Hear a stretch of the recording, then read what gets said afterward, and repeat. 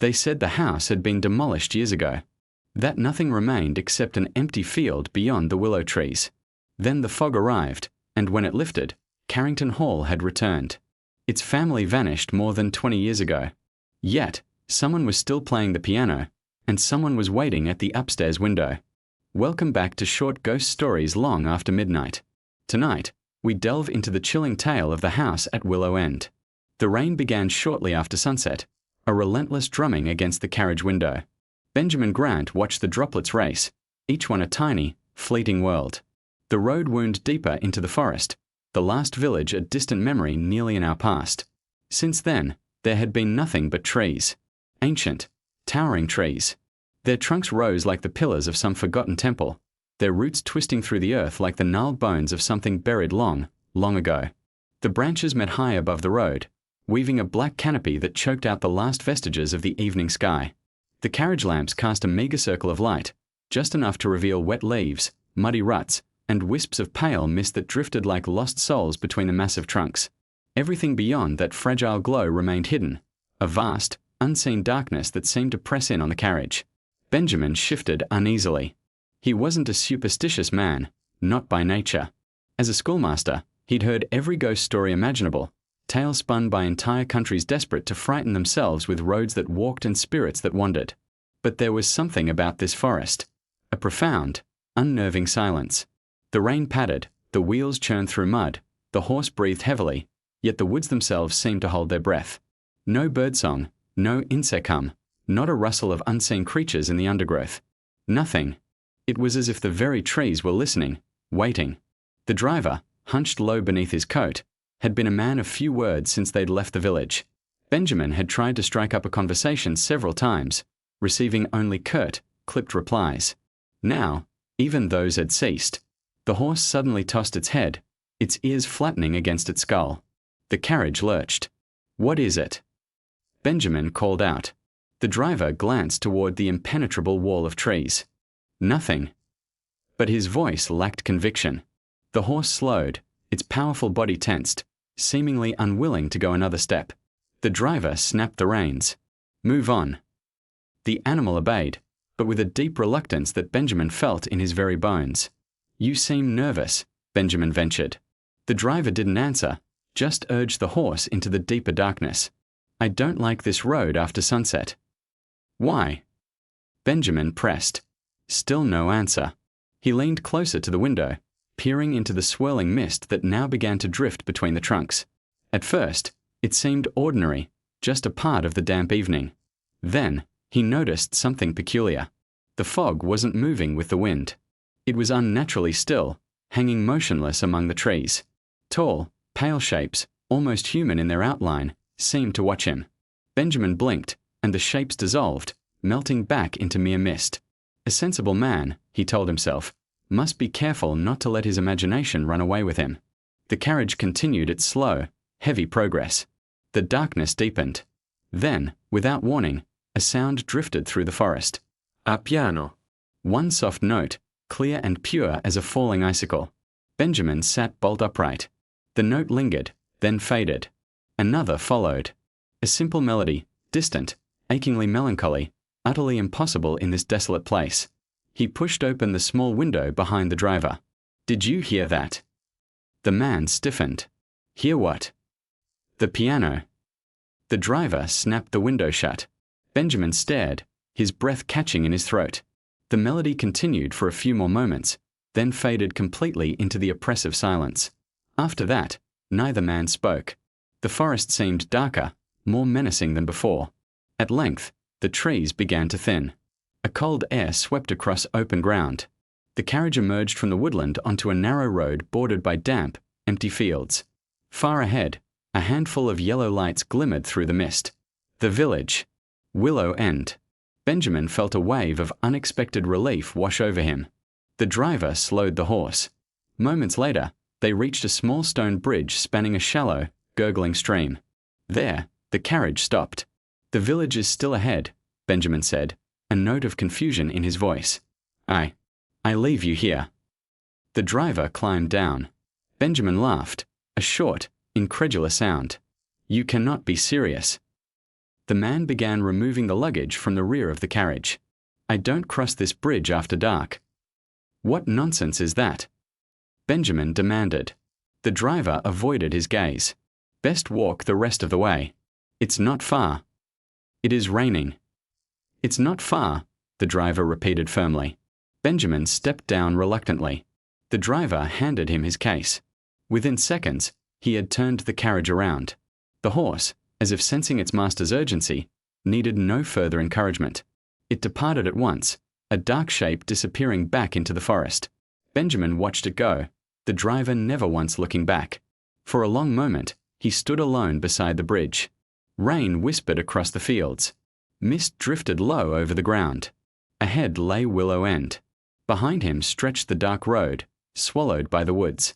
Then, faintly, from somewhere deep within those trees, he heard it again.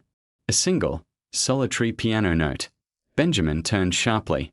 The forest stood silent, empty, the mist clinging to the damp earth.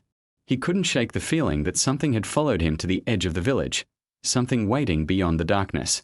He adjusted his coat and continued toward the lights. The Fox and Thistle stood beside the churchyard wall, an old inn, timber-framed and slightly crooked with age. Warm yellow light glowed from its windows, casting narrow rectangles across the wet road. For the first time since entering the forest, Benjamin felt a measure of comfort. He stepped inside. The warmth hit him immediately. A fire crackled merrily in the hearth.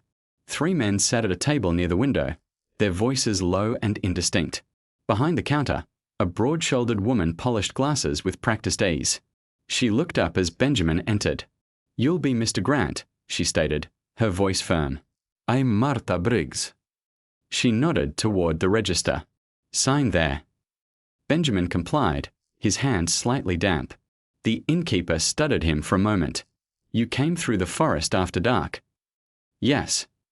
A strange, almost unreadable expression crossed her face. "Not many do."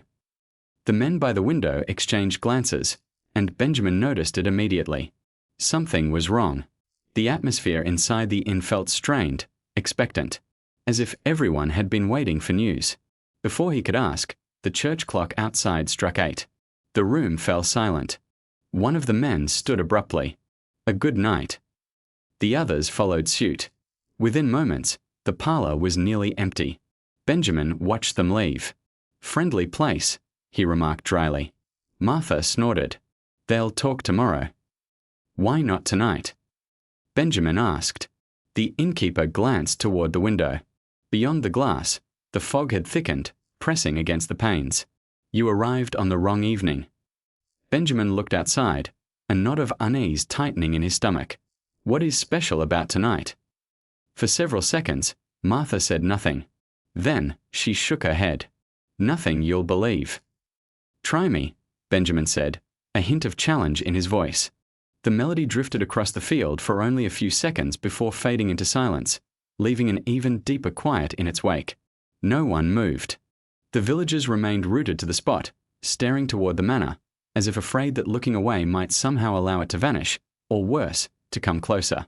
Benjamin studied the house carefully. Even through the fog, he could make out remarkable details.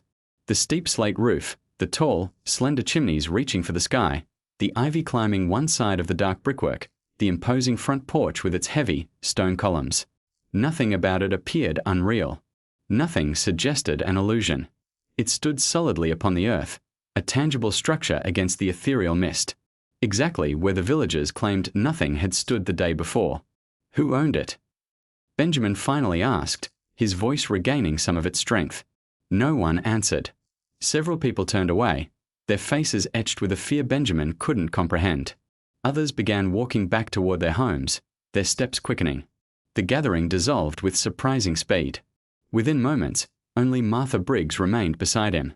The innkeeper kept her eyes fixed on the manor. And the innkeeper met his gaze, her eyes holding a depth of knowledge that unnerved him. Because nothing good ever happens near that house after midnight. The following morning dawned grey and wet, a mirror of Benjamin's own mood. He had slept poorly, several times during the night waking with the peculiar sensation that someone was standing just outside his room, listening. Each time he opened the door, he found the hallway empty, the silence amplifying his unease. After breakfast, He decided to visit the field. The villagers watched him leave the inn, their gazes following him down the lane. No one attempted to stop him. That, somehow, was more unsettling than if they had. The road wound through low, damp grass and scattered willow trees.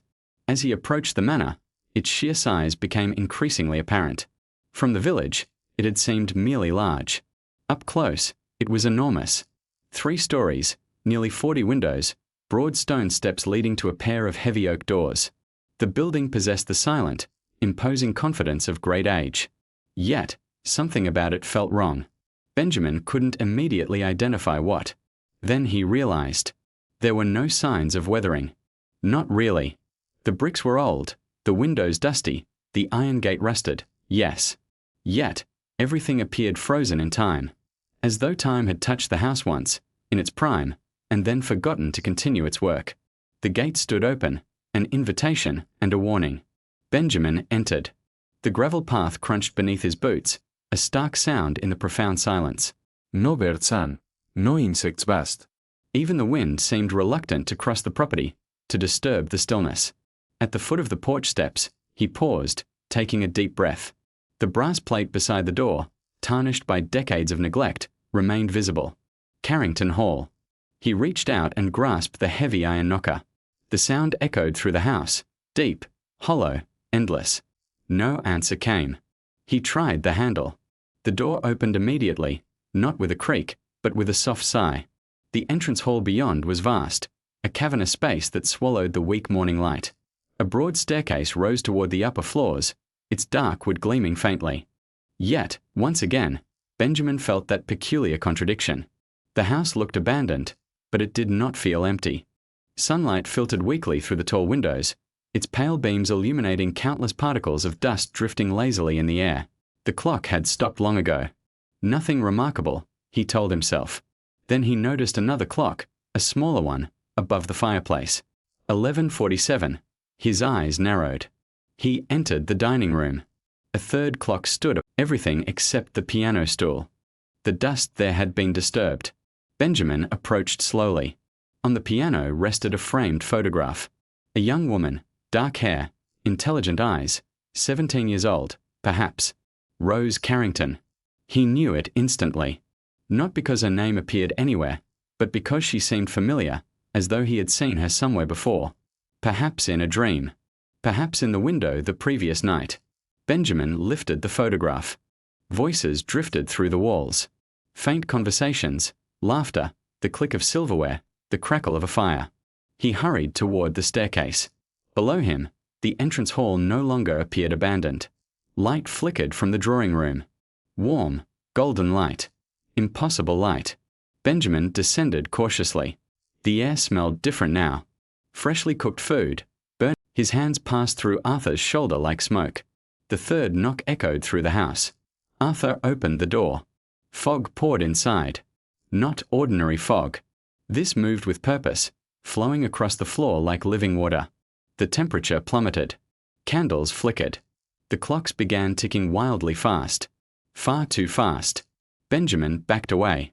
The fog spread through the hall. The walls seemed to stretch.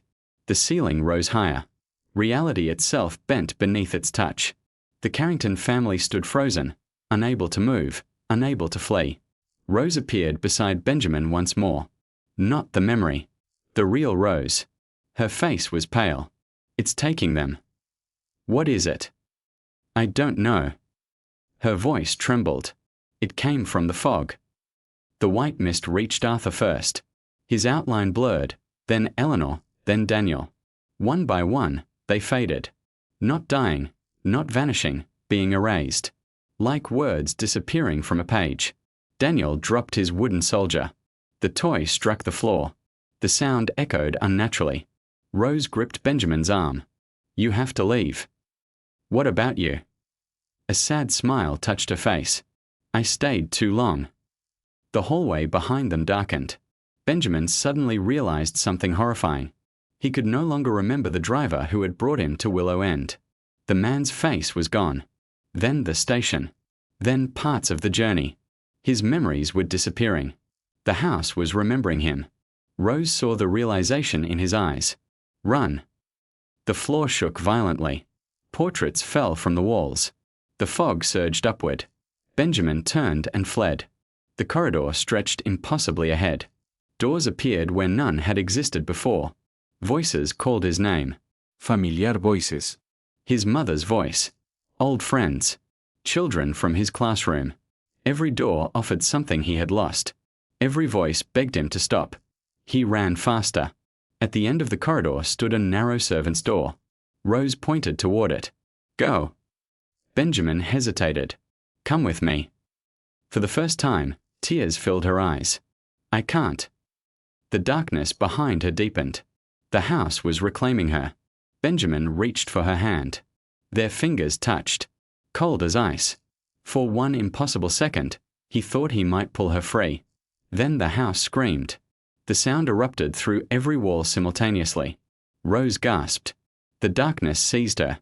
Not visibly, not physically, simply pulling her backward into the shadows. Remember me, she whispered. Then she was gone. The door burst open. Benjamin stumbled into the night. Cold air struck his face. He ran across the field without looking back. The fog chased him. The piano music rose behind him. Faster now, desperate, broken. Halfway across the field, he turned. Carrington Hall stood blazing with light. Every window illuminated, every room alive. Figures moved behind the glass.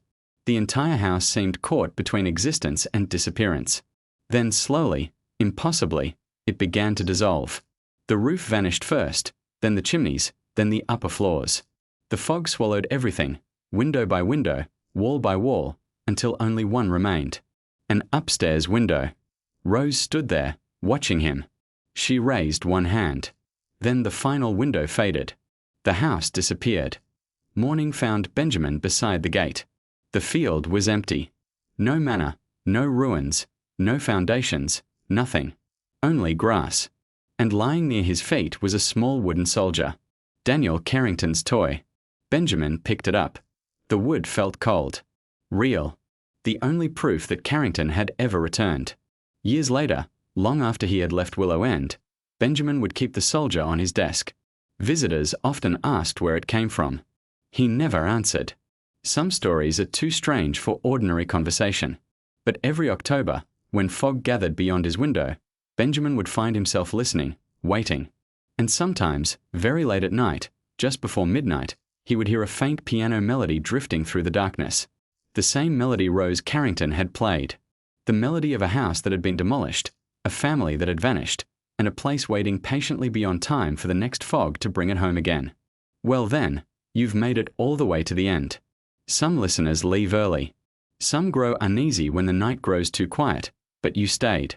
And if you enjoyed tonight's ghostly tale, feel free to like the video, share it with a fellow night wanderer, and subscribe to the channel. It helps keep the lantern burning and the stories coming. Thank you for listening. Until we meet again for more short ghost stories long after midnight.